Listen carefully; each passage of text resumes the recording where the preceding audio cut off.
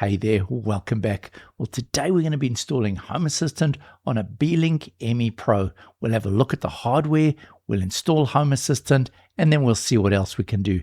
Now, Beelink was kind enough to send this to me free of charge, but this is not a sponsored video, and they have no control over what I'm about to say. So we'll be looking at the Beelink ME Pro 2-bay hybrid NAS mini PC, and I've got the N95 version, which comes with 12 gigs of LPDDR5 RAM at 4800 megahertz, and it has a 128 gig SSD. It ships with an Intel motherboard, but this can be upgraded to an AMD or an ARM at a later stage. It's been designed around cooling, offering a high-performance blower fan. Storage includes space for 2 SATA drives, as well as 2 M.2 2280 drives. So the Beelink ME Pro is absolutely tiny when you compare all the storage options that it's got. The front face, I really like the logo, and it almost looks like one of those old retro style radios with this fabric grille on the front here. Then we have our power button, which is a rubbery sort of feeling with a LED behind it and a nice click when you press it. We have a USB port at the front here, and then we have a CMOS clear and a reset button. The casing is solid aluminium, and it's got a real heavy, weighty feeling to it. On the rear side, we've got this removable airflow filter, which hides the 2 bays behind it. The bays also include these little tags, which allow you to easily remove them. Moving down to the bottom side over here, we have some ventilation spaces over here. We've got our DC power barrel jack. We've got 2 LAN ports, both a 2.5 and a 5 gig. We've got our HDMI out, 2 more USB-A ports, a USB-C port, and a microphone and headphone socket. On the underside of the device, we've got this little rubber mounting, which houses the Allen key that allows you to take this device apart. So when we pull this off, we can remove the Allen key and we can remove the screws on the underside, and this gives us access to the NVMe drives. Once you've removed those 2 screws, you can remove the base. We've got these 3 thermal pads, so always make sure that you put this the correct way around. Otherwise, your pad is not going to be in contact with this drive over here. We've got 1, 2, and 3 drive bays over here. So this is the system bay that comes along with the device, and then we can add 2 more additional NVMe's in these 2 slots.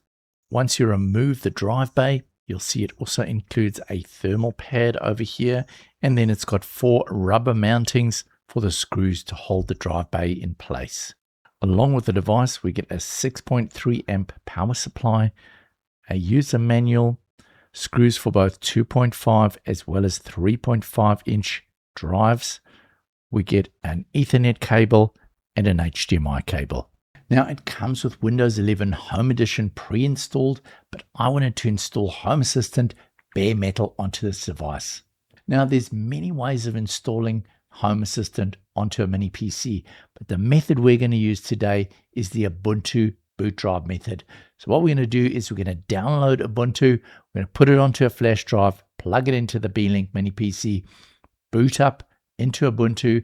We're then going to use that to download Home Assistant onto the NVMe drive, and then we're going to boot up Home Assistant from the NVMe drive. So first of all, what we're going to do is we're going to go along to ubuntu.com, and we're going to go to the download. So select download Ubuntu, and we want to download the desktop version. Type in your email. I'm selecting this for personal use. I agree. Subscribe now, and it has started downloading. So now that it's downloaded, we want to flash this file onto the USB drive. So we're going to select the file. There we go.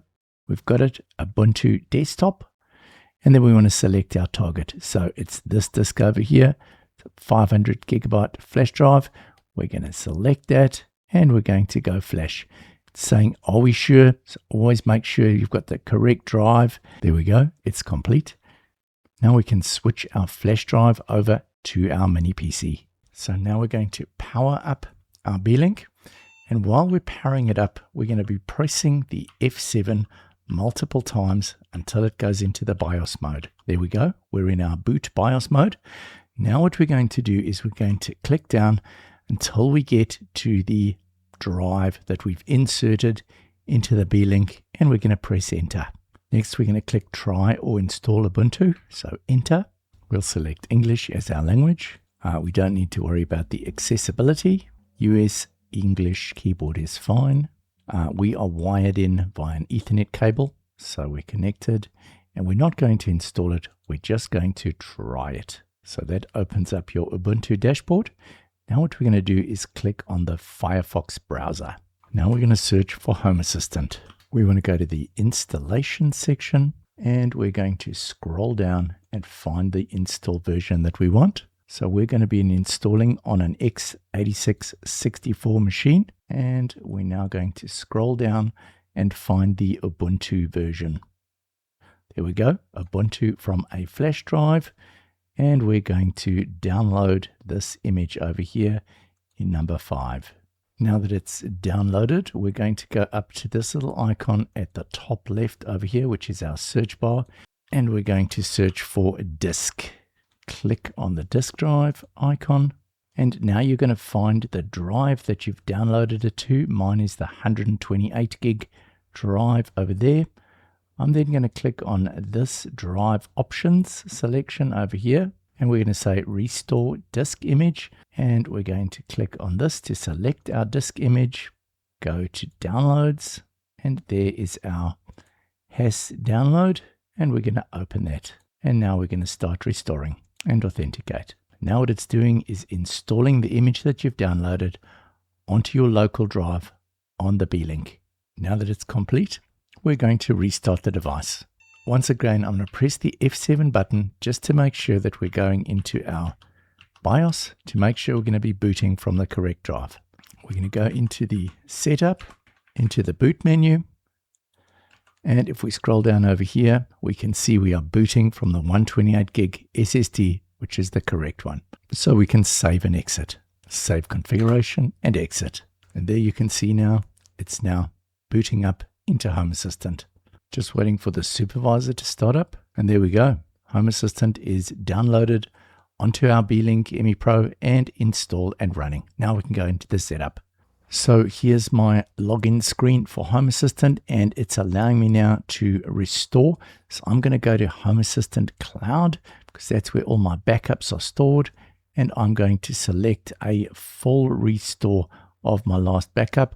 I will need my encryption key, which I've got. I'll paste that in over there, and I'm going to restore. Now this can take quite a while, so prepare yourself a cup of coffee and wait for it. Having a look at the performance of this device, as you can see, when it's idling, we're running at about 5% processor use, and the temperature wise, it's just crazy low. My mini PC was running at about 45 degrees in a normal position. This one is at 33 degrees. So in summary, I think this is a fantastic device. I love the build quality, how solid it is. I think that the idea of being able to upgrade all the hardware as you go is a great idea, and the amount of storage that you can get in such a tiny device is pretty amazing. Now, I did originally try and install the Proxmox version of Home Assistant in order to be able to take advantage of those additional drive bays. Unfortunately, for some reason, the latest script for installing Home Assistant on the latest version of Proxmox was not working for me. So I will be playing around this in the future because I think that Proxmox or perhaps a NAS system would be fantastic to utilize all of the drive bays on this device. I hope you've enjoyed this video. If you have, please like and subscribe and consider becoming a member. Thank you very much and enjoy. See you next time. Bye for now.